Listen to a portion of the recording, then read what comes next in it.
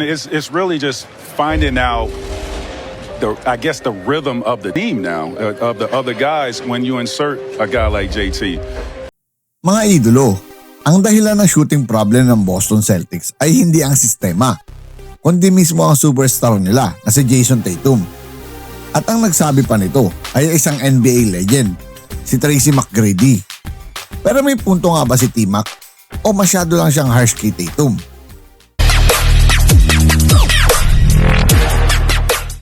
What's up mga idolo? Welcome back sa ating channel.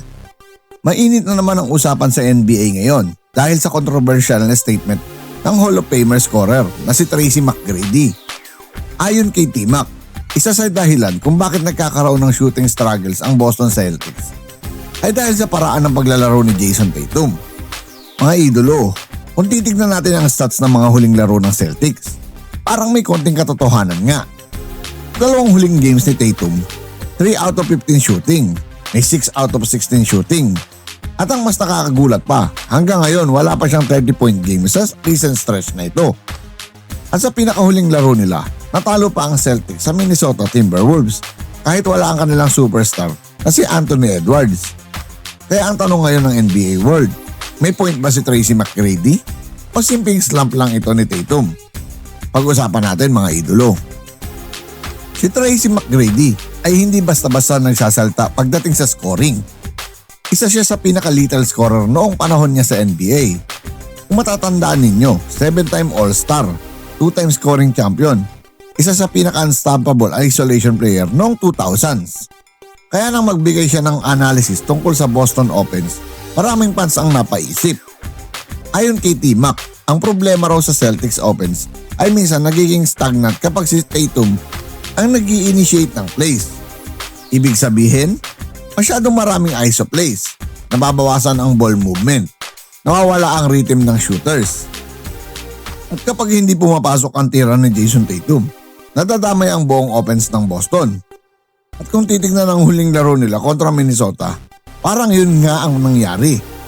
Sa game laban ng Timberwolves, maraming fans ang nagulat sa resulta.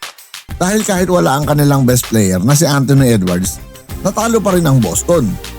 Ang mas nakakagulat pa dito ay ang shooting performance ni Tatum. Sa game na iyon, 6 out of 16 lamang ang shooting niya. Hindi rin siya nakakaabot sa 30 points. At kapag ang best player ng team ay struggling sa efficiency, madalas nahihirapan din ang buong team. Lalo na kung siya ang primary option sa offense. Samantala, ang Timberwolves ay nagpakita ng solid team basketball, ball movement, defense at energy. Isang bagay na medyo nawawala sa Celtics sa game na iyon. Mga idolo, ngayon tingnan natin kung bakit may mga fans na nagsasabing may punto si Tracy McGrady. Ang Boston Celtics ay kilala sa kanilang 3-point heavy offense. Pero para gumana iyon, kailangan ng mabilis ng ball movement, spacing at rhythm shooting. Kapag nagiging isolation heavy ang offense, nagiging predictable ito. At kapag predictable ang offense, mas madaling i-defend. Ito ang sinasabi ni T-Mac. Hindi niya sinasabing mahina si Jason Tatum. Ang sinasabi niya ay kailangan mas gumalaw ang offense ng Boston at hindi nang umaasa sa hero ball. Pero syempre mga idolo, hindi rin patas na sisihin lahat kay Jason Tatum. Kasi kung tutuusin, siya ang dahilan kung bakit contender ang Boston sa mga nakaraang season. Si Tatum ay multiple time All-Star, Finals appearance, franchise cornerstone ng Celtics. At normal lang sa NBA superstar ang nagkaroon ng shooting slump. Lahat ng great players dumadaan dito, kahit sina LeBron James, Stephen Curry, Kevin Durant, lahat sila nagkaroon ng cold stretches. Ang kaibahan lang, kapag superstar ka, mas malaki ang spotlight. Lagi natin tatandaan mga idolo, galing pa siya sa major injury. Mga idolo, kung tutuusin, hindi lang si Tatum ang issue. May ibang factors din tulad ng offensive rhythm. Minsan nagiging stagnant ang Celtics offense. Pangalawa, shot selection. May mga pagkakataon na masyadong maraming contested shots. Pangatlo, pressure. Kapag contender ka, bawat laro ay parang playoff game. At kapag may dalawang sunod na pangit na performance ng superstar, automatic nagiging headline yan. Mga idolo, delikado ito sa playoff. Ang Celtics ay isa sa mga teams na may championship expectations. Pero kung magpapatuloy ang ganitong shooting inconsistency, maaari itong maging problema sa playoffs. Sa playoffs kasi, mas mahigpit ang depensa, mas mabagal ang pace, mas limited ang scoring opportunities. Kaya kailangan ng Boston ang best version ni Jason Tatum. Hindi lang bilang scorer, kundi bilang leader ng offense. Mga idolo, ang maganda naman kay Jason Tatum, kapag siya ay criticize, madalas bumabawi siya. Marami na tayong nakita ng ganitong senaryo. Kapag may nagsabi na slump siya, bigla siyang sasabog ng 40 o 50 points game. Kaya hindi malabong mangyari iyon sa susunod na mga laro. At kung mangyari iyon mga idolo, malamang tatahimik ulit ang mga kritiko ni Jason Tatum. Sa huli, ang tanong, may point ba si Tracy McGrady? Ang sagot, oo, pero hindi buong kwento. Totoo na kailangan ng mas fluid na offense ang Boston.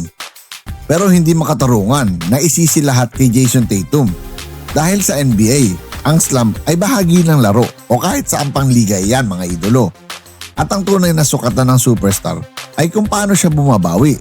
At kung kilala natin si Jason Tatum, malamang paparating pa lang ang kanyang malaking game.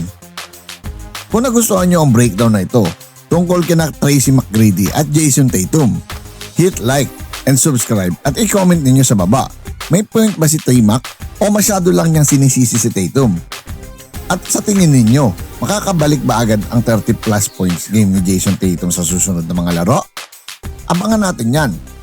At kung gusto niyo pa ng NBA stories, analysis at latest basketball debates, siguraduhin niyo mag-like, mag-subscribe at i-hit ang notification bell button.